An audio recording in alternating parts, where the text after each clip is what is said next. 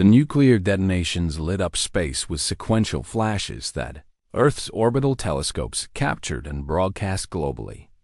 Jether tracked each explosion against the calculated coordinates, watching as force transferred to the asteroid's mass in precisely timed pulses. The math was playing out exactly as projected. The math alone couldn't account for material inconsistencies in the asteroid's composition or the chaotic variables inherent in controlled explosions at cosmic scales. Humanity had done everything correctly. Now they could only wait. For 6 hours, the trajectory remained uncertain. The asteroid's course, shifting by microscopic degrees, that could mean the difference between survival and extinction. Jether ran continuous calculations while Sarah and Marcus maintained communication with the global coordination centers. Then the confirmation came through. The asteroid would miss Earth by 47,000 kilometers, close enough to see with the naked eye, but far enough to spare the planet from impact. Humanity had threaded the needle with 11% odds and desperate determination. The global communication networks erupted with celebrations that drowned out the previous panic. Cities that had been preparing for the end instead filled with people embracing strangers and weeping with relief. The unity that had emerged from crisis remained as humans celebrated their collective survival. Sarah and Marcus grabbed Jether in a human gesture called an embrace. Their joy infectious despite the cultural barrier. Marcus kept repeating, "We did it. We actually did it," while Sarah's face streamed with those emotional water secretions. Jether felt something they had no krill word for. Not just relief, but genuine happiness for these humans. Pride in what they had accomplished. Joy at being part of their survival, rather than just observing it. The celebration lasted 3 days before reality reasserted itself in the form of a Concordat vessel appearing in Earth's orbit. The sleek ship had obviously been traveling at emergency speeds to arrive so quickly. Drawn by the emergency beacon and the impossible energy signatures of Jether's intervention, a shuttle arrived at Sarah's research station within hours. Concordat security officers emerging with the kind of grim efficiency that suggested they already knew what had happened. The lead officer, a krill named Tharzek, addressed Jether with formal coldness. "Observer Jether, you are summoned before the emergency tribunal to answer charges of prime directive violation, technological contamination of a pre-FTL species, and unauthorized first contact. You will surrender yourself immediately." Sarah stepped forward, her tone defiant. "Jether saved 8 billion lives. If that's a crime in your society, then your laws are broken." Tharzak didn't acknowledge Sarah's existence, treating her with the professional disregard the Concordat showed all pre-FTL beings. The officer addressed only Jether. "You have 1 hour to prepare for departure." Marcus started to argue, but Jether raised a manipulator appendage to stop him. They had known this moment would come, had accepted it when making the choice to help. The consequences were just. Even if the law itself was questionable, those spent that hour with Sarah and Marcus, explaining what would likely happen. Exile, permanent separation from Concordat space, loss of all rights and privileges of citizenship. They would be declared non-citizen and forbidden from contacting any Concordat species. Sarah asked where Jether would go. What happened to exiled individuals? The honest answer was uncertain. Some found homes with sympathetic species on the galactic periphery. Others simply disappeared into the vast spaces between civilizations when the hour ended. Jether boarded the shuttle with Tharzak and the security team, looking back to see Sarah and Marcus standing together, their faces showing the same grief Jether felt. The shuttle's hatch closed and severed that connection. The Concordat vessel held a formal tribunal chamber. 3 judges from different species sat in elevated positions, while Jether stood in the center accused position. The charges were read with bureaucratic precision, each violation enumerated in detail. The third didn't deny anything. There was no point in trying to argue the facts. Instead, they requested permission to present context. The head judge, a massive crystalline being called a Shar, granted the request with evident reluctance as Ether presented their complete observations of humanity. Not the sanitized reports, but everything. The compassion, the creativity, the stubborn refusal to accept extinction. They showed Sarah treating their injuries, Marcus working to exhaustion on repairs, humanity coordinating globally to save themselves. "We have been observing wrong," Zither told the tribunal, their voice carrying a conviction that surprised even themselves. "We watch civilizations like specimens in containment. We call it objectivity, but it's cowardice. We hide our refusal to act behind protocol while preventable tragedies unfold." The Shar judge interrupted. "The protocols exist because intervention has destroyed civilizations. And how many civilizations have we destroyed through inaction?" Zither countered. 17 species extinct in the last millennium alone. 17 chances to preserve something unique in the galaxy. How many more will we watch die while congratulating ourselves on our non-interference? Zither continued despite the judge's disapproving crystalline vibrations. Humanity didn't survive because they're advanced. They survived because when it mattered, someone chose to help them the same way they helped me when every logical calculation said they shouldn't. They didn't know what I was, didn't understand my biology, had no reason to trust me. But they helped anyway because that's what their species does. The tribunal chamber fell silent. Zither pressed their argument. Maybe it's time the Concordat learned to do the same. Maybe instead of watching from comfortable distances, we should consider when observation becomes complicity, when our precious protocols cost more than they protect. The Shar judge's crystalline structure pulsed with colors. Zither recognized as anger. "You violated our most fundamental law. Regardless of your justifications, the sentence is clear. Permanent exile from Concordat space. You will be transported to the periphery and released. Any attempt to contact Concordat species or enter Concordat space will result in arrest." Darsek stepped forward with the exile documentation. A data crystal containing Zither's new status. Non-citizen, no rights, no protections. Effectively dead to Concordat society, but before Zither was escorted out, the Shar judge did something unexpected. They transmitted a small data packet to Zither's personal device, their voice barely audible. "Your observations have been logged. The council will review them. Perhaps in time perspectives may shift." The return shuttle deposited Zither back at Sarah's research station with no ceremony. Just a quick drop-off as if disposing of unwanted cargo. Zither stood in the snow watching the Concordat vessel accelerate away, taking with it every connection to the life they had known. Sarah and Marcus were waiting. They had prepared quarters in the research station, cleared space for Zither's salvaged equipment. Marcus had even fabricated an environmental control system using parts he'd ordered, claiming they were for experimental research. Sarah smiled as Zither approached. "So, ready to see what else humanity can show you, for the first time since the exile?" Zither's mandibles clicked in the krill equivalent of a smile. They had been sent to observe humanity from a distance.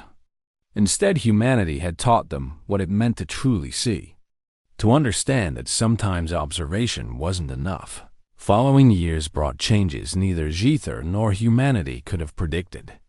Working together with human scientists, Zither helped translate principles of Concordat physics into terms humanity could implement. Not giving them technology, but guiding their own development within 5 years. Human scientists developed Earth's first functional FTL prototype using principles they had derived themselves with Zither's theoretical guidance. The achievement came from human ingenuity and determination. Zither had simply helped them ask the right questions when the Concordat eventually made official first contact with humanity. They found Earth with an unexpected advocate already among them. Jether stood beside human diplomats as they negotiated Earth's provisional membership in the galactic community, the Concordat. Officials approached the situation with evident discomfort, forced to acknowledge the exiled observer who had violated their highest law.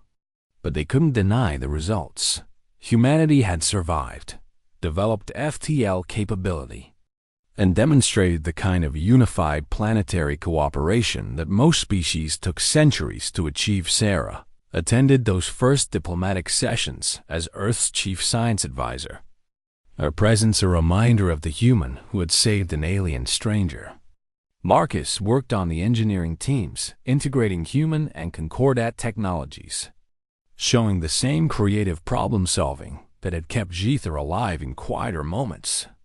Jether received discreet communications from an unexpected source, a growing faction within the Concordat citing the reports, asking dangerous questions about intervention and observation. About how many species could have been saved with timely assistance. The messages came unsigned, but Jether recognized the crystalline communication patterns of the Shard Judge. Brief transmissions that suggested perspectives were indeed shifting. That maybe the Concordat was beginning to question its own protocols. Jether's sensory stalks went rigid at Sarah's question. Every protocol, every law, every principle that governed Concordat interaction with pre-FTO species screamed the same answer. NUV, non-interference directive, wasn't arbitrary tradition. It was the Concordat's most fundamental rule. Born from disasters that had destroyed civilizations when advanced species shared technology with those unprepared for it. Violations carried the ultimate penalty: permanent exile from Concordat spaces. Either explained this to Sarah and Marcus, watching their faces fall as they absorbed the implications.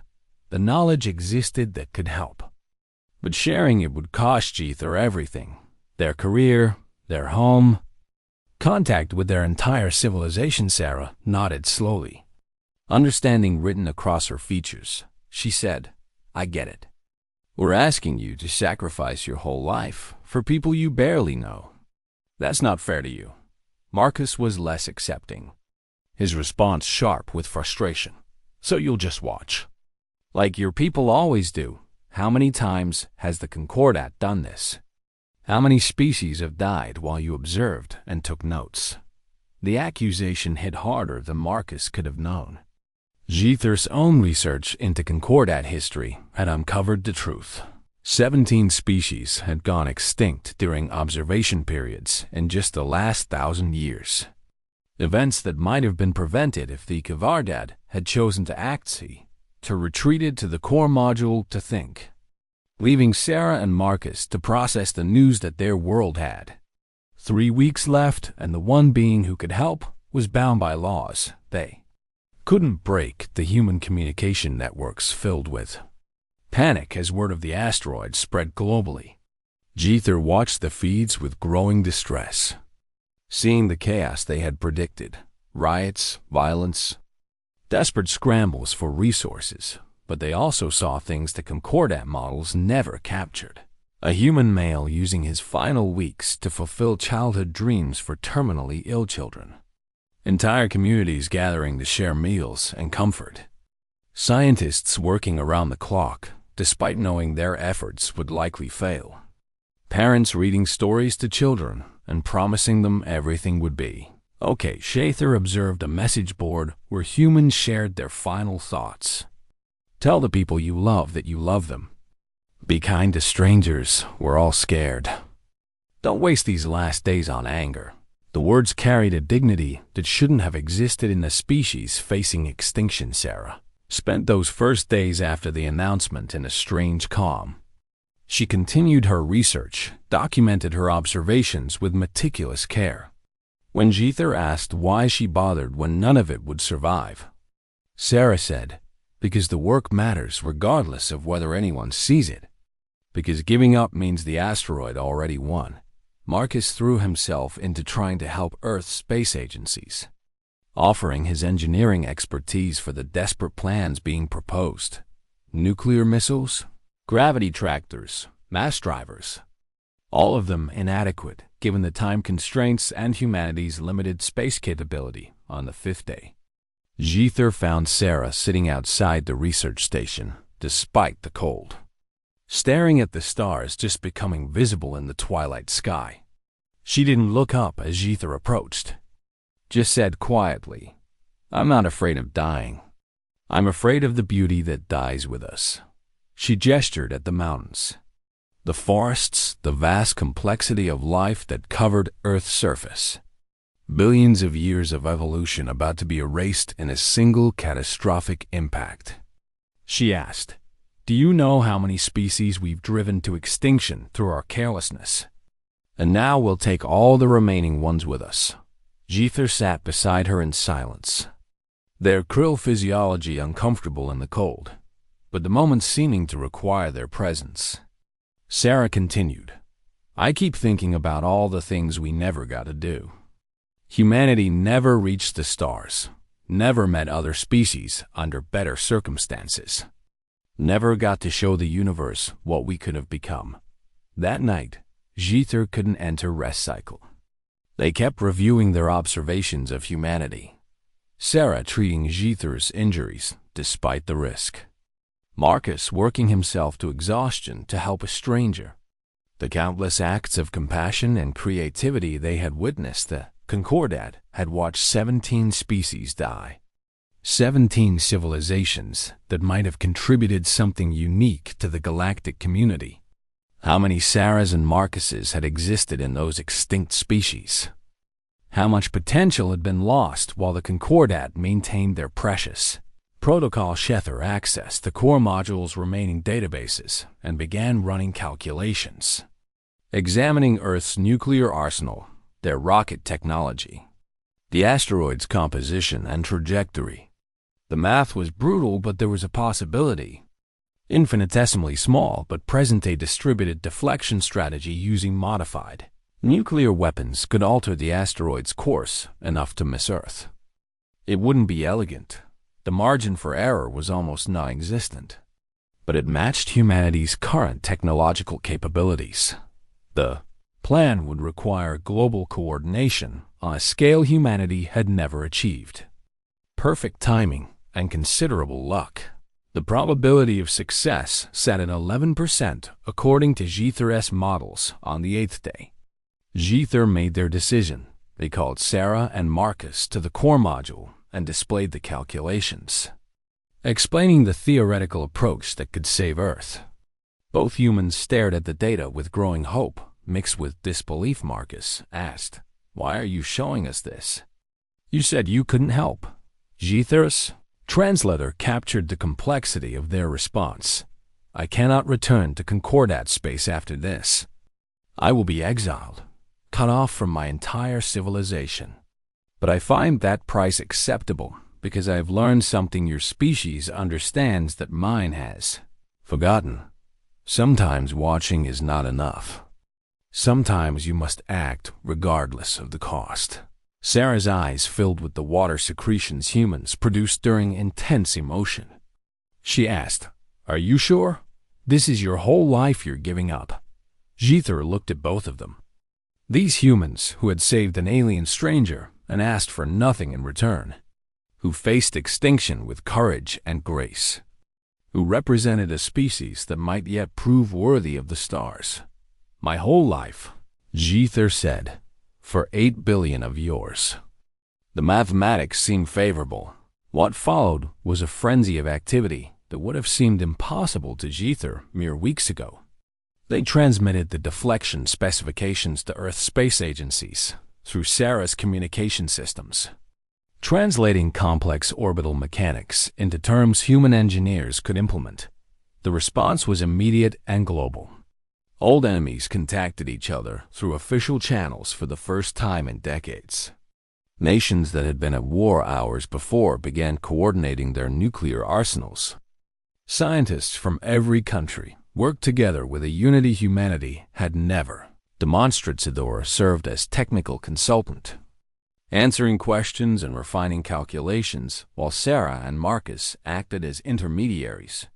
Humanity proved remarkably adaptable, taking alien concepts and implementing them with their characteristic ingenuity and determination. Marcus spent 18-hour days helping coordinate the engineering efforts, while Sarah managed communications and helped translate technical concepts between Jether and human specialists.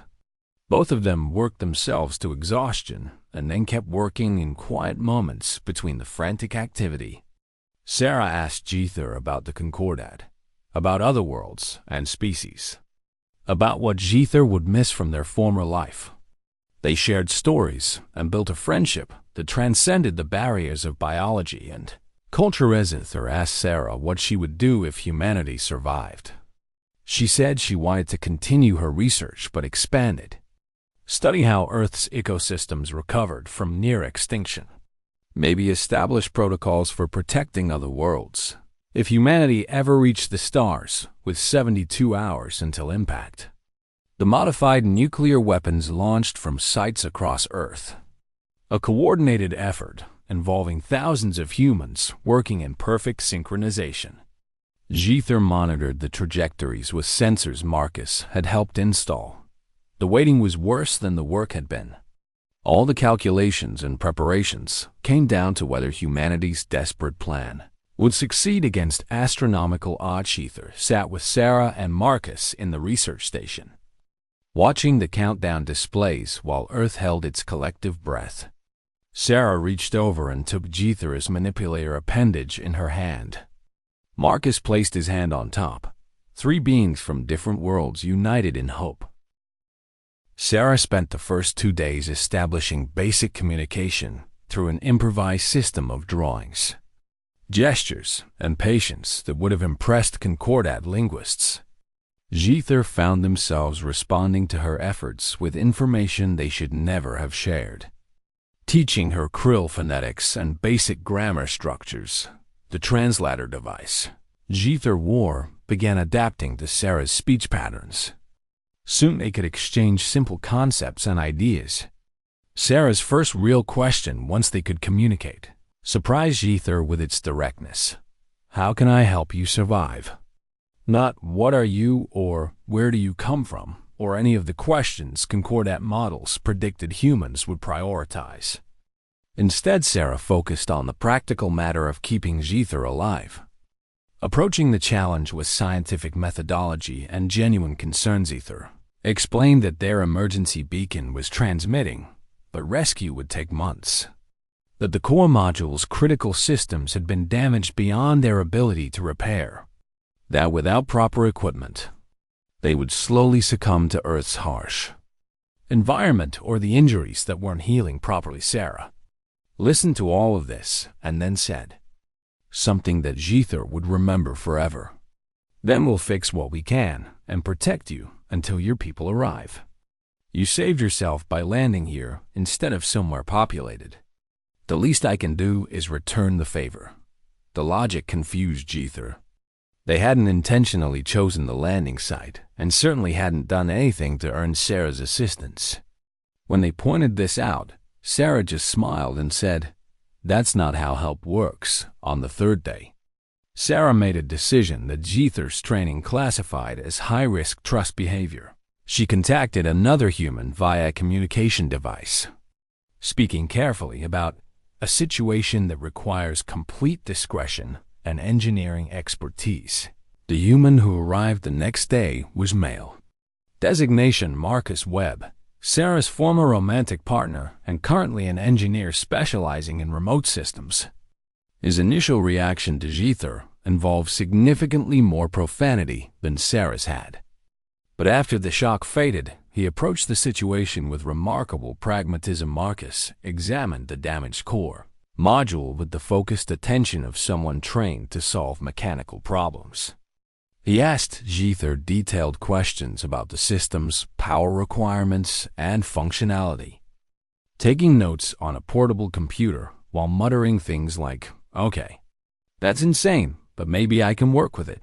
What followed was a masterclass in human problem-solving that defied everything.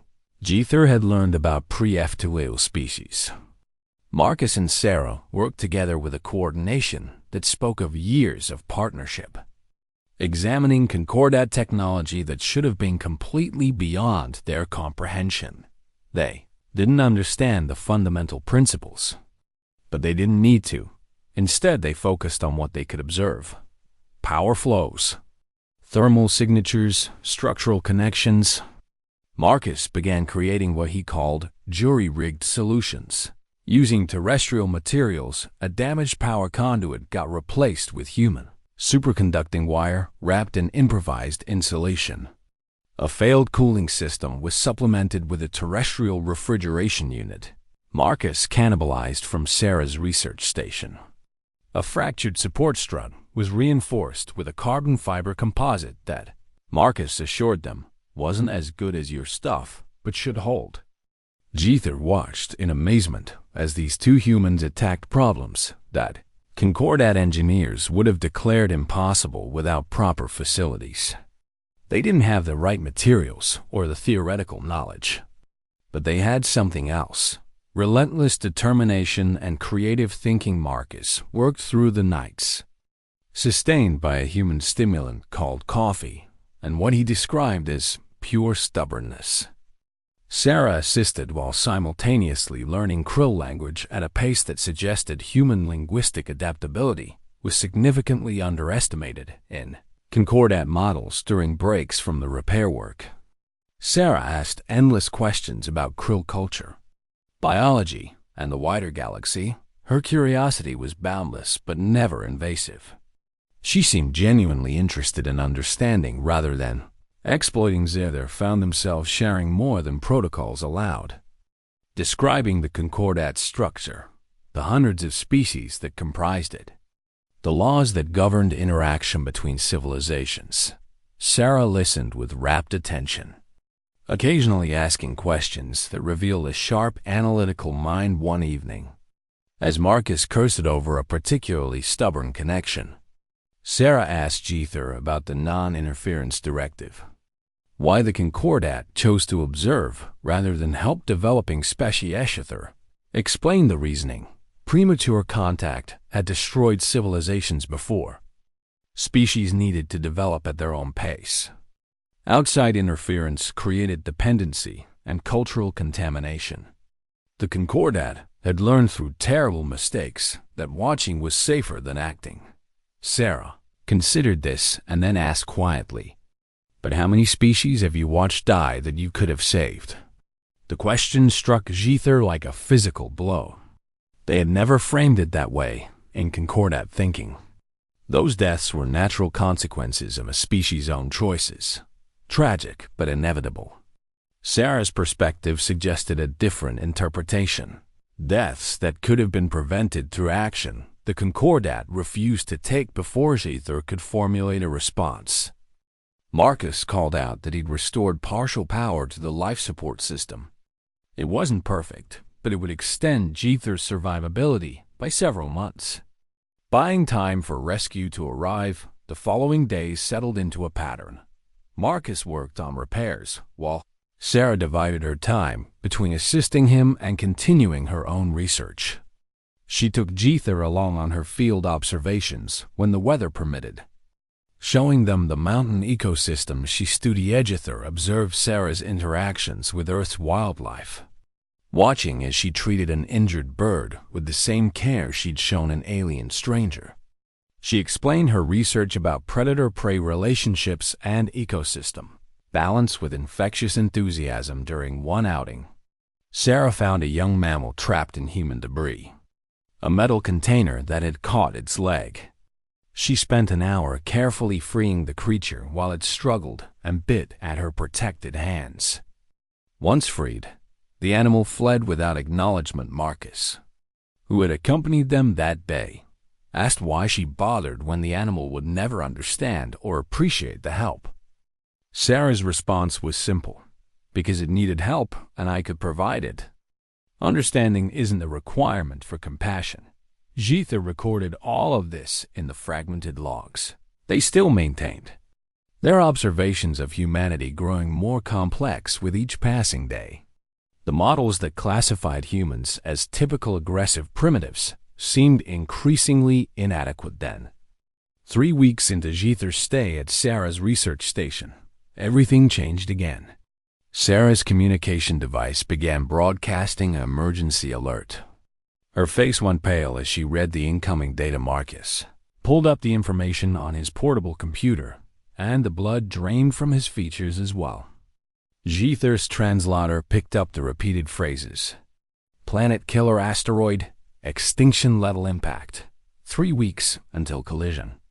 The fragment that had destroyed Jether's station hadn't been alone. It was part of a much larger body that Earth's primitive detection systems had finally spotted. The main asteroid was heading directly for Earth with enough mass and velocity to end all complex.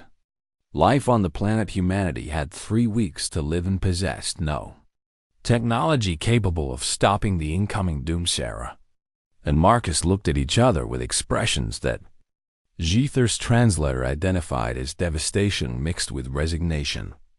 Then Sarah turned to Jether and asked the question that would force them to make an impossible choice. Can you help us? Pain arrived before consciousness, a deep ache that radiated through Jether's entire body as awareness slowly returned to them like water filling a vessel. They tried to move and immediately regretted it as sharp agony lanced through their left thorax. The core module had landed at an angle. Half buried in snow and shattered rock, through the cracked porthole Jether could see towering peaks covered in white. Jagged formations of stone and ice that stretched toward a sky far bluer than it had appeared from. Orbit emergency lights flickered weakly inside the module, casting orange shadows across the cramped interior. Jether ran a diagnostic check on their own body and discovered 3 fractured ribs in their exoskeleton, a damaged primary sensory stalk.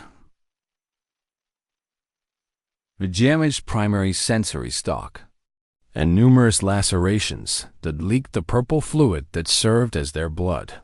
The module systems were in worse condition. Life support functioning at 37% capacity. Communications array completely destroyed. Emergency beacon transmitting, but at a fraction of normal range. The distress signal would eventually reach Concordat space, but the estimated response time now stretched to 9 months minimum. Jether unsealed the hatch with great difficulty and crawled out into the freezing air of Earth's surface. The atmospheric readings confirmed the planet's environment was technically breathable for krill physiology, but the temperature sat well below their comfort range, and the oxygen content was higher than optimal. They were stranded on a pre-F2L world with failing equipment and injuries that needed medical attention their species. Biology couldn't provide for itself. The protocols were clear. Avoid all contact with native species, await rescue. Survive for 3 days. Jether managed to follow those protocols. They rationed the module's remaining power, used the fabricator to create basic medical supplies before it failed completely, and huddled in their thermal suit against the brutal cold that seeped through every seal on the 4th day. The life support system gave its final alert and shut down permanently without it. Jether would freeze within 2 planetary rotations. They were considering their limited options when they heard it, a sound that didn't belong to wind or ice, a rhythmic crunching that spoke of bipedal locomotion. Something was approaching through the snow. Jether watched through the porthole as a human figure came into view, bundled in thick coverings against the cold. The being carried equipment that Jether's training identified as scientific instruments. Possibly a researcher studying the local environment. The human stopped at the edge of the crash site, staring at the obviously artificial module half buried in the mountainside. Jether could see the moment when shock registered on the human's face. Those expressive features going wide with an emotion the surveillance training identified as amazement. According to Concordat models, the human should have fled in terror or attempted to call for military assistance. Instead, The human approached cautiously, circling the module while examining it with those remarkable eyes that could convey so much. When the human reached the hatch, Jether made a decision that would have horrified their superiors. They opened it from inside. The human stumbled backward with a sharp intake of breath as Jether emerged into the daylight. They tried to raise their manipulator appendages in a gesture of non-aggression, but the movement sent fresh pain through their damaged thorax for a long moment. Human and Krill simply stared at each other, two beings from worlds separated by vast gulfs of space, meeting in violation of every rule that governed contact between civilizations. The human spoke, sounds that Jether's translator could parse, but not yet interpret without more data samples. The tone carried no aggression, though, no fear beyond the initial shock. There was something else in the voice. Concern. The human pulled off thick coverings from their manipulators, revealing the delicate appendages humans called hands. They gestured at Jether's injuries, specifically at the purple fluid staining the thermal suit. The meaning was clear, even without translation. "Your hurts," Sether's translator finally compiled enough phonetic data to begin rudimentary interpretation as the human continued speaking in soothing tones. They were female, designation Dr. Sarah Chun. A biologist studying the local fauna. Sarah approached slowly, hands visible and empty, speaking in that gentle tone that mammals seem to use with injured creatures. Jether's training screamed at them to retreat, to maintain distance, to preserve the protocols that had governed concordat behavior for millennia. But Jether was dying. The cold was seeping through their suit, and their injuries needed treatment they couldn't provide themselves. When Sarah extended her hand in what the surveillance data identified as an offering of assistance, Jether found themselves reaching back. Sarah's hands were warm despite the freezing air, surprisingly strong as she helped support Jether's weight. She examined the injuries with the careful attention of someone trained in medical assessment. Though clearly confused by anatomy that bore no resemblance to terrestrial life, through gestures and slowly compiled translation, Jether managed to convey the basics. They needed warmth, shelter, medical supplies, if possible. Sarah nodded with understanding that seemed to transcend the language barrier. The human's dwelling was 2 kilometers away, too far for Jether to walk in their current condition. Sarah solved this by retrieving a motorized transport vehicle she called a snowmobile, settling Jether carefully in the cargo area with a gentleness that confused every model in the concordat database. The ride jostled Jether's injuries painfully, but Sarah drove with obvious care to minimize the rough terrain's impact. She kept looking back to check on her alien passenger, those expressive eyes showing something the translator finally identified. Compassion. Sarah's research station was a small prefabricated structure designed for extended habitation in hostile environments. Inside, blessed warmth enveloped Jether like salvation. Sarah guided them to a padded surface humans use for rest and began carefully removing the damaged thermal suit. She worked with the focus of a trained scientist, studying Jether's physiology while simultaneously treating the injuries. Human medical supplies weren't designed for krill biology, but Sarah improvised with remarkable creativity. She cleaned the lacerations with antiseptic that stung but prevented infection, used bonding agents to stabilize the fractured ribs, created a warming pad calibrated to Jether's body temperature through trial and observation, all while speaking in those soothing tones and moving with careful deliberation. Jer drifted in and out of consciousness, pain and exhaustion taking their toll. During the waking moments, they observed Sarah with the ingrained habit of the survey course, noting how she moved, how she solved problems, how she treated an alien being with the same care she might show her own species at one point. Sarah noticed Jether watching her and smiled. The expression transformed her face into something the translator identified as friendly greeting, reassurance. She said something that the translator parsed as, "You're safe here." I promise we'll figure this out. The protocols were shattered beyond repair. Jether was in direct contact with a pre-Eftaleman who now knew aliens existed. Every rule of non-interference lay in ruins around them. Yet, as consciousness faded again and warmth soaked into Jether's battered body, they found themselves feeling something unexpected: gratitude. This human had saved their life when logic suggested she should have fled or attacked, perhaps. Jether thought as sleep claimed them. The Concordat models didn't know everything about humanity after all. Jether adjusted the final sensor array and watched as the blue-green planet filled the observation screen before them, a world the locals called Earth, home to a species designated as humanity in the Galactic Concordat's extensive catalog of pre-FTL civilizations. The assignment had seemed routine when it arrived 3 cycles ago. Observe, document, and file reports on this newly discovered species that had barely crawled out of their atomic age. Creatures who still fought among themselves over invisible lines drawn on maps and resources they hadn't learned to Sharzizther belonged to the Krill. A race of methodical scholars who had spent the last 10,000 years perfecting the art of observation. Their people had watched hundreds of civilizations rise and fall, always from a distance, never interfering, never breaking the Concordat's most sacred law. The briefing materials had been dismissive of humanity, labeling them as typical aggressive primitives with a 93% probability of self-extinction within the next 200 years. The report suggested standard observation protocols, minimal surveillance. Quarterly reports maintain maximum distance now, floating in a cloaked station 30,000 kilometers above Earth's surface.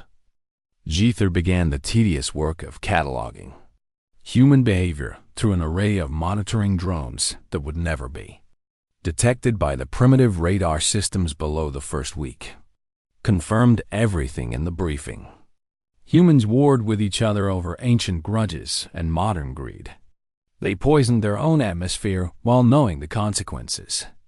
They hoarded resources while millions of their own kind starved in sprawling cities that scarred the planet's surface. Jether watched and recorded it all with the detached professionalism that had earned them 3 commendations from the Survey Corps.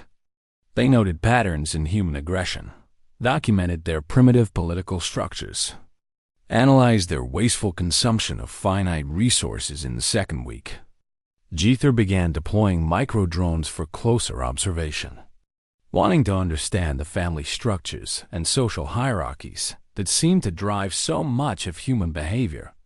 What they found confused their carefully structured models. A human female in a region called Canada spent her mornings feeding small mammals that served no purpose to her survival.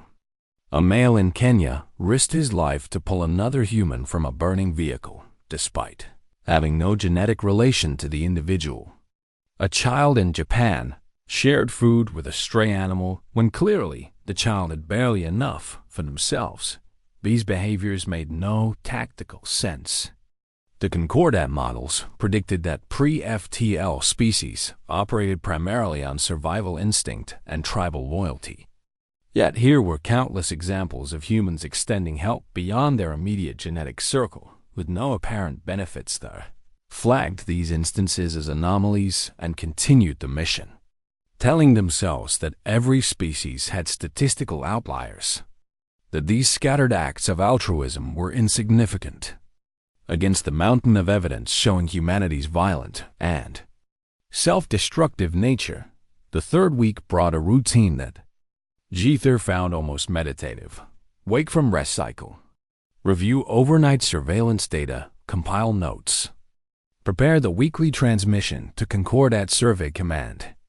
Repeat their report. Painted humanity in broad strokes. Subject species demonstrates expected pre-FTL characteristics, including territorial aggression, resource mismanagement, and limited capacity for long-term planning. Recommendation remains unchanged. Passive observation until species either achieves FTL capability or succumbs to predicted extinction event.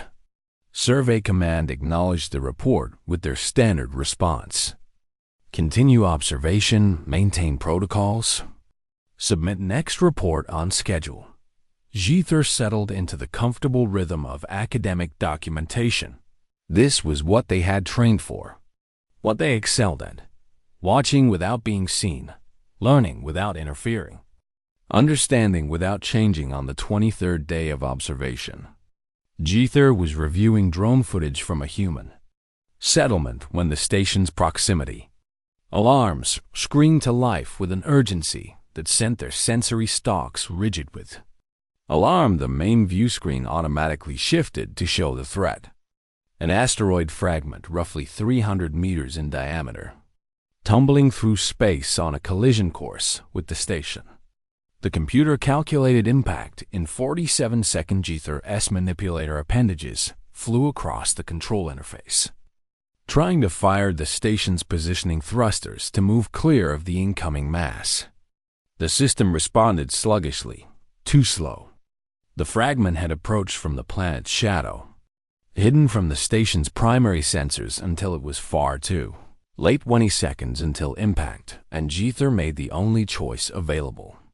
They sealed themselves in the station's reinforced core module and activated the emergency beacon that would broadcast their distress to the nearest Concordat vessel, which, according to the navigation database, was approximately 9 months away at maximum speed.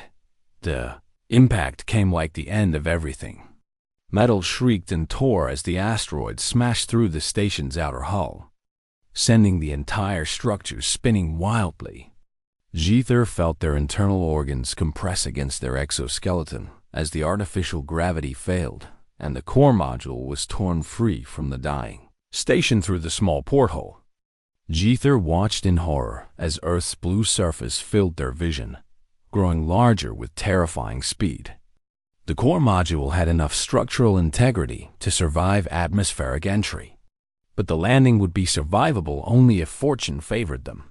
Beyond all statistical probabilities, module's emergency systems fired retro thrusters in a desperate attempt to slow the descent, but half of them had been damaged in the collision. The computer's projected landing site scrolled across the emergency display: Northern Canada, mountainous region, 0 human population density within 30 kilometers. At least they wouldn't land in the middle of a human city. At least the non-interference protocols could still be maintained.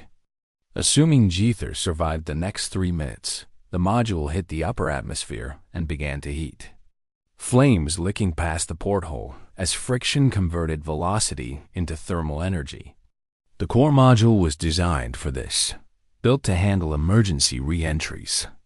But it shook and groaned in ways that suggested its structural limits were being tested. Thel felt consciousness beginning to slip as the G-forces mounted. Their training fought against the encroaching darkness, reminding them to stay alert, to be ready for whatever came after impact. The last thing Jether saw before blackness claimed them was a wall of white, snow-covered mountains rushing up to meet the falling module at a speed that promised either salvation or extinction when the impact came. It came with violence that shattered awareness into fragments of pain and confusion, and then there was nothing at all.